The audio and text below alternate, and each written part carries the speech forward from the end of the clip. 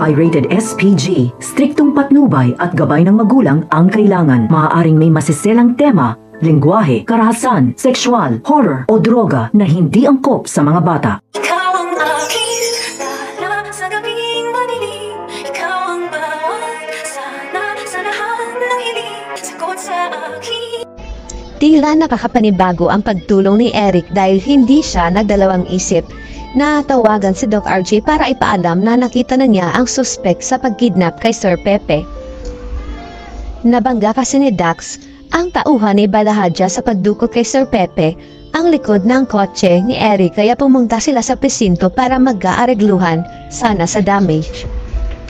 Pero hindi akalain ni Eric na madidiskubre niya na ang suspect na bumangga pala sa kotse niya ay isa pala sa mga kidnappers na dumukot kay Sir Pepe at boss niya si Moira.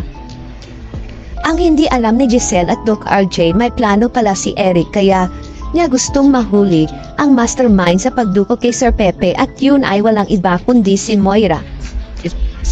Malakas kasi ang kutob ni Eric na si Moira talaga ang totoong nagpakidnap kay Sir Pepe at gusto niyang makulong si Moira para wala nang ibang kontrabida kundi siya na lang.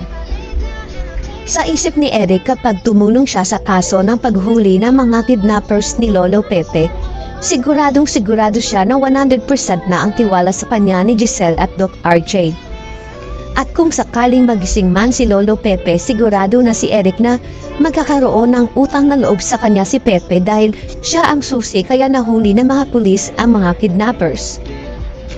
Wala nang ibang hiling si Eric kundi pabagsakin ang apex ng pamilya Tanyag para makaganti siya sa pag-iwan sa kanya ni Giselle at pagpatakulong sa kanya ni Pepe. Ang hindi alam ng lahat, ginagamit lang ni Eric ang anak niyang si Justin para mapaikot niya si Giselle dahil alam ni Eric na ang anak niyang inabandona ang pinaka-weakness niya. Ito ang dahilan kaya nakapasok si Eric at Justin sa Apex dahil walang kahirap-hirap na sinabi nila kay Giselle na babalik sila sa Amerika kung hindi mataas ang posisyon nila. Sa pagkadesperada ni Giselle, pumayag siya na maging VP Finance si Eric at Head HR naman si Justin para lang makasama niya ang anak niya at makabawi siya sa mga pagkukulang niya. Ang hindi alam ni Giselle, hindi si Justin na babae ang tunay niyang anak, sapagkat lalaking Justin ang tunay na anak nila ni Eric at inahanap pa rin ni Eric ang anak nila. Ito ang totoong dahilan kaya umuwi ng Pilipinas si Eric para mahanap ang totoong Justin dahil natuklasan niya na Pinoy pala nag-ampon kay Justin at dinala nila sa Pilipinas. Kaya parang hindi makapaniwala si Giselle nang malaman niya sinasaktan pala ng adoptive parents ang anak niya dahil ang alam niya mabait ang mga nag-ampon kay Justin.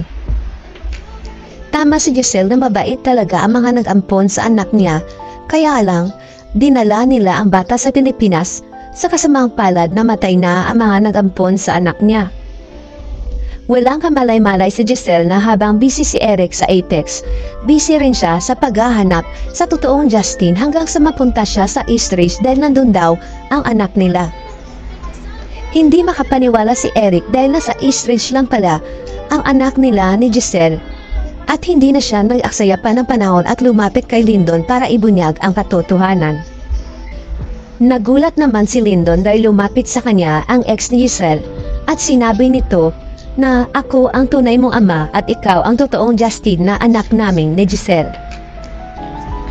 Mabubunyag na kaya ang sekreto sa totoong pagkatao ni Lyndon na siya pala si Justin? Magiging malinaw na kaya kay Giselle kung bakit nakaramdam siya ng lukso ng dugo kay Lyndon noon.